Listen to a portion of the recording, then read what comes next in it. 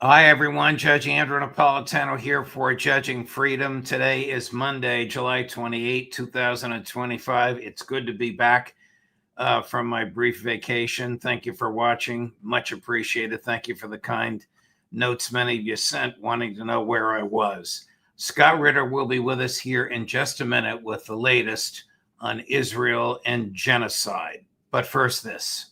Why do so many financial experts call silver the most undervalued asset today? Because silver is essential to the future. From solar tech and electric vehicles to the explosive growth of artificial intelligence. Demand is rising fast, and yet silver is still trading at a bargain. With billions pouring into AI, silver prices have only one place to go: up. Robert Kiyosaki, the author of Rich Dad, Poor Dad, says silver may be the most overlooked opportunity on the market and could double or triple by 2026. I believe in hard assets like this bar of silver. You can hold it in your hand or put it in your 401k or IRA. That's why I urge you to call my friends at Lear Capital and get their free report, The AI Revolution, and see why silver prices are set to soar. Call 800-511-4620, 800-511-4620, or go to LearJudgeNap.com. Don't wait. The government can print dollars, but it can't print silver. Scott Ritter, thank you very much for joining us, my dear friend. I do want to explore at some length your understanding of what might be a realization on the part of the Israeli people that their leadership has been engaging in the most horrific genocide in the modern era. But before we do that, just about 2 hours ago, President Trump at an endless press gathering seated next to Prime Minister Starmer at one of Trump's golf clubs in Scotland, effectively threatened President Putin by saying, I gave you 50 days to end this war. Now I'm giving you 12. Does Trump have the slightest understanding of the special military operation, the history of Russia and Ukraine, and the personality of Vladimir Putin to think that he could materially threaten him like that? Well, Trump is somebody who has an ability to reimagine facts and history any way he finds convenient at the moment. This is a man who knows full well who is responsible for the conflict in Ukraine. He is Donald Trump. He can look in the mirror every morning, and if he allows himself to remember back to when he was president in 2017, 2018, 2019, 2020, and remember the policies that he implemented, the offensive weaponry he sent in, the CIA bases he authorized to be built and why he authorized them to be built, the fact, his military was training a battalion of Ukrainian troops every 55 days for the sole purpose of eastward to fight and engage Russians in Donbass, to quote an army person, to kill Russians. Donald Trump is the reason why there is a conflict in Ukraine today. And, but he has conveniently forgotten that. This is a man who imagined a conversation with Vladimir Putin, who, imagined a conversation where he said, I will bomb the bovine excrement out of Moscow if you dare make a move on Ukraine. He didn't say that. He never had that conversation. But this is a man who lives in a fantasy world of his own construction. So here we are, Donald Trump trying to, build another fantasy world where he has apparently the ability to be his way and make Vladimir Putin back down. But he's going to run head on into hard reality. Putin doesn't back down. I mean, Putin isn't looking for a fight. Putin actually is trying to avoid a fight. He didn't want this war to begin with. It was the Russians who bent over backwards to look for every possible off-ramp towards this conflict imaginable. It was the United States, both Trump and Biden, that that failed, that they were seeking conflict. And now, Putin has said, when this war ends, it must end forever. We don't want a forever war, which means that the root causes of this conflict must be addressed. Things like NATO membership, things like a NATO-trained army, things like NATO-backed Nazi government. All of this has to go. and the Russians aren't going to yield on this. This is an existential issue. And this is what Donald Trump fails to understand. This war is an existential war for Russia, meaning that Russia is willing to sacrifice everything to achieve the outcome they are seeking. Is Donald Trump willing to bet the future of 340 million American citizens on this conflict? Because that's what he's doing. Putin will not back down. I mean, the Russians have said over and over again, there are things that will happen that will trigger our nuclear doctrine. We don't want to trigger our nuclear doctrine. These are actions you will take, but if you take them, you trigger it. For instance, the lunacy of Christopher Donahue, the commander of U.S. forces and NATO ground forces in Europe, threatening the Russian exclave of Kaliningrad. We can take it out. No, you can't. The second you touch it, all of Russia comes after you. What a four-star general making a threat of invasion, even a hypothetical one, have needed the permission of the Secretary of Defense or the President of the United States before he can make a statement like that? One would believe at this, because this was made at a conference, and one would believe that he has passed, that his PR people have passed the his comments, prepared comments, and prepared answers for any anticipated questions through the Department of Defense for staffing. It would also should go up through the National Security Council if there was a functioning National Security Council to get the White House chop on it. I believe that Christopher Donahue believes that he had permission to say what he says, which means that it's disturbing that there are people in Washington, D.C. who believe you can actually threaten Russia and that it would work. It won't work. What is the status of the Zelensky regime now? That is, how stable is it? And what is the status of the Ukraine military? Well, I mean, it's not a good day to be Volodymyr Zelensky. You have or had, I don't know what the status is today of the demonstrations, but for a while you had the population of Ukraine rising up against you because you pass new laws that seem to outlaw or ban anti-corruption organizations in a way that made it look like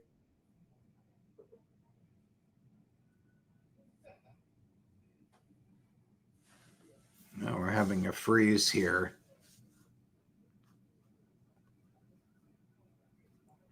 All right, so Scott is trying to talk to us, but the internet gremlins are interfering.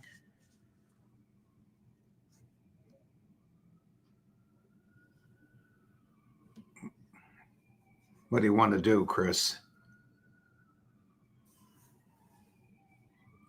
Well, when Scott comes back, I am going to ask him to start talking to us about Gaza and the absurd hand-wringing on the part of President Trump and Prime Minister Starmer just about 2 hours ago, bemoaning the existence of starvation in Gaza, when, of course, it is the United States government that is funding the military that is causing the starvation, because, in the opinion of the American government, Bibi Netanyahu can do no wrong.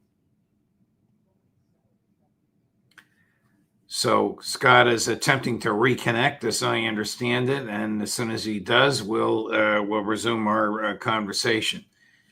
In the meantime, I will be talking to Scott about this peculiar recognition of the existence of starvation, but the refusal to recognize the cause of the starvation, which is the nonstop and continuous delivery of American military equipment without any strings attached to the Israeli government.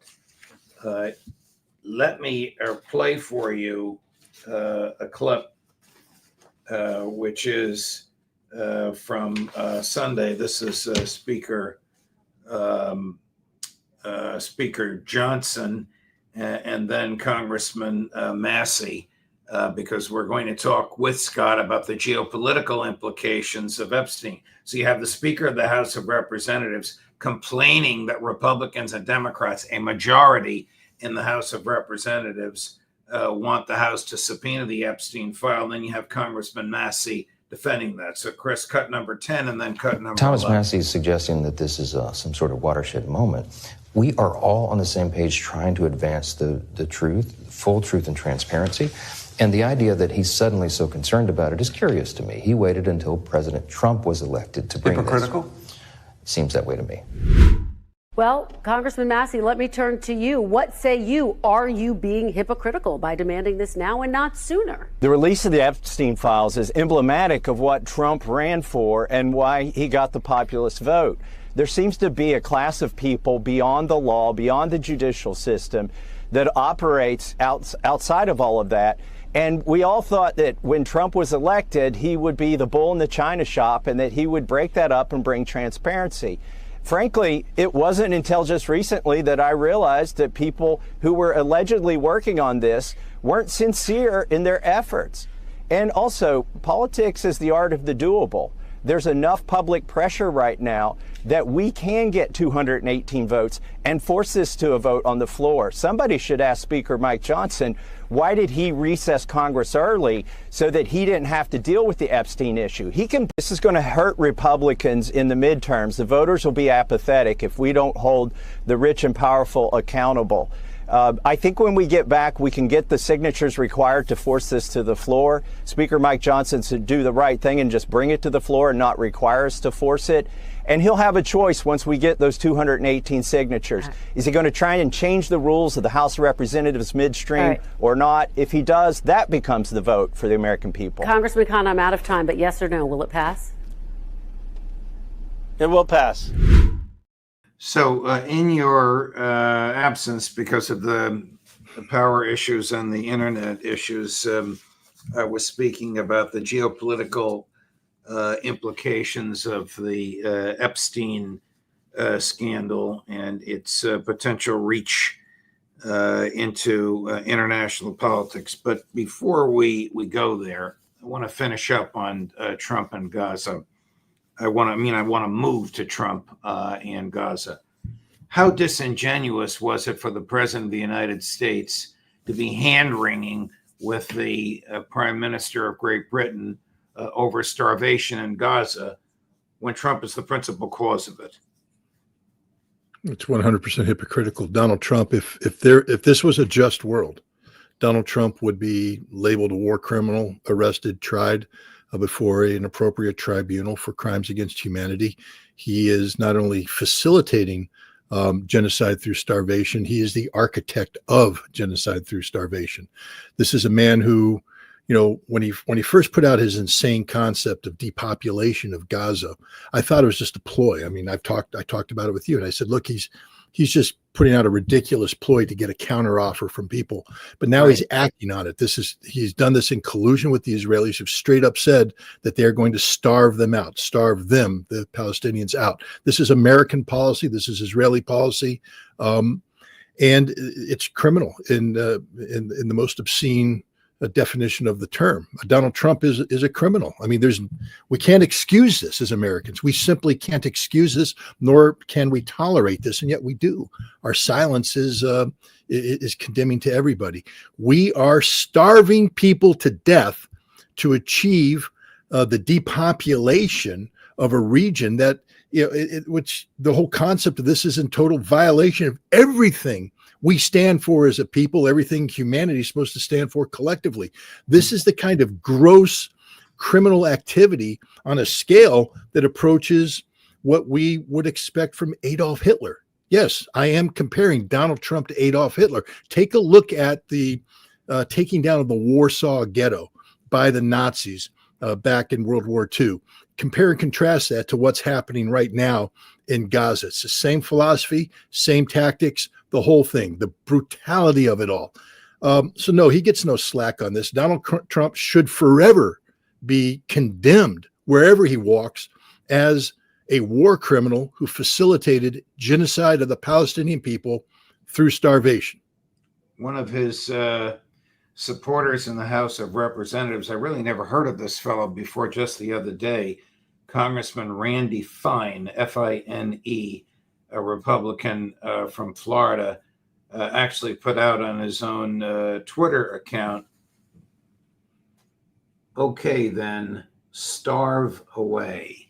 Do you believe that until then, release the hostages, until then, starve away? This shows, I think, how widespread is the depravity amongst people in the American government that they could make a statement like that. Basically, anything you say that can be perceived to be in defense of Israel is a defensible statement. Again, in a just world, Randy Fine just earned himself a spot at the gallows. Literally, this is a hanging offense, especially if he is voting in support of policies that sustain the starvation of the Palestinian people. But Randy Fine is just an extreme example of, a sentiment that is seen throughout. Lindsey Graham has earned a spot at the gallows. Marco Rubio has earned a spot at the gallows. Anybody who is silent in the face of this genocide has earned a spot on the gallows. It's disgusting. It's sickening. And, the fact that he can make this statement and not be hounded out of office and hounded out of civil society, forever condemned as the most base, criminally motivated person ever. Could you imagine somebody saying this about Black Americans? Starve out the ghettos. About Indian Americans, starve out the reservations. About white Appalachia, starve out the coal miners of West Virginia. No, you wouldn't get away with it. So why in God's name do they get away with it by saying starve out the Palestinians? It is disgusting. And anybody who doesn't condemn it is disgusting.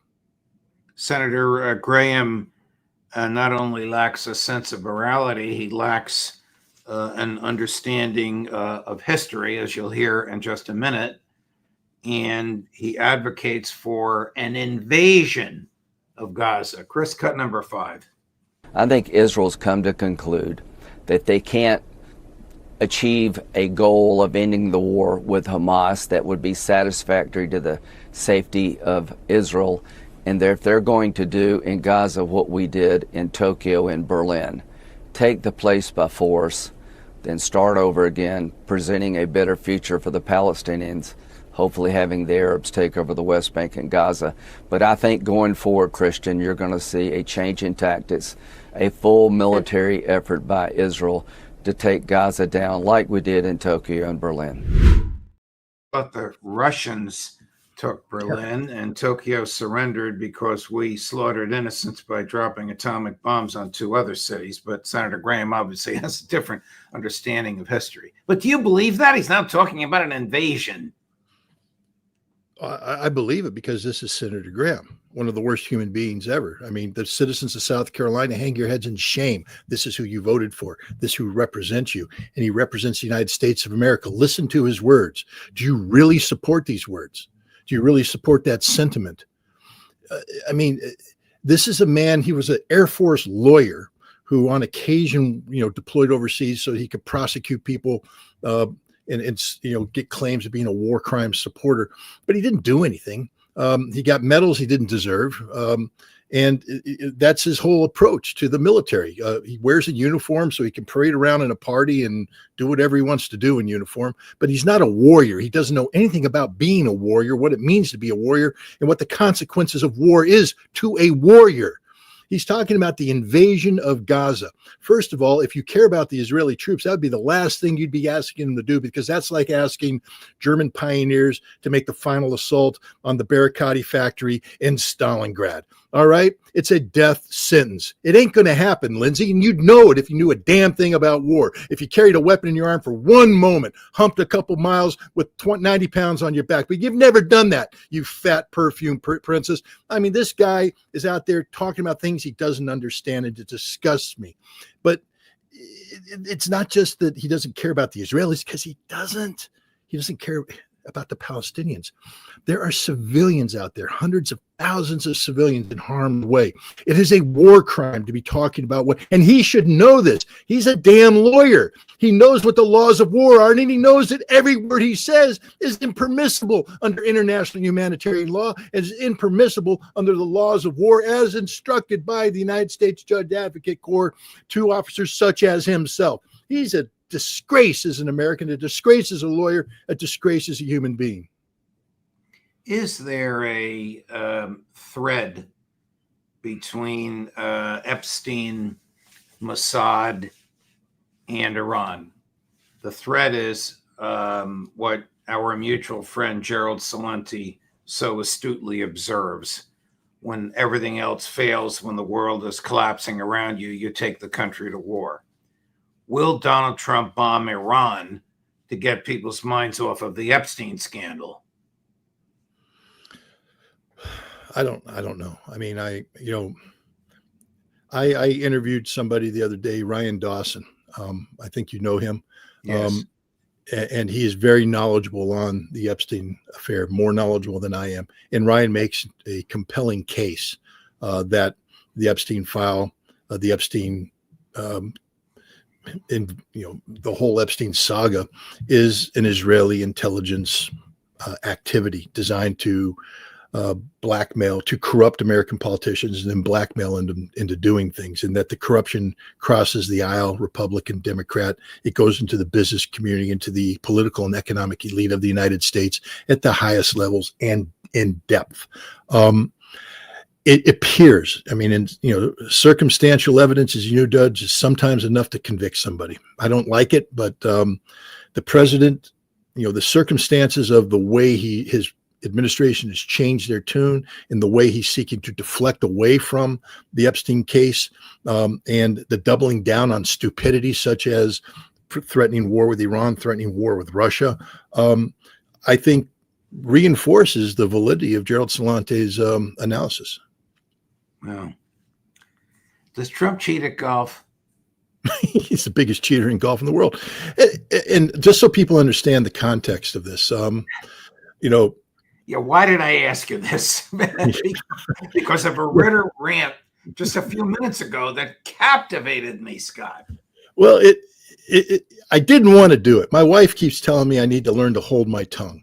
But, I've been playing golf my entire life. And I've learned a couple things. But one of the biggest lessons of golf is that I can learn more about the integrity and the quality of a person by playing around the golf with them than I can by doing anything else. And I'm not talking about the quality of golf played.